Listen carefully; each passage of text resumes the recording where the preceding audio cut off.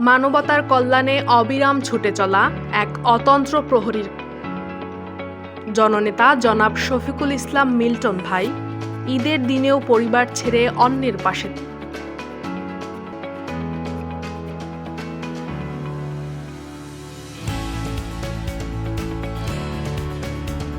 হাসিনা বিরোধী আন্দোলনের পথে গুম, খুন, নির্যাতিতদের সান্ত্বনা দিতে সদা সচেষ্ট।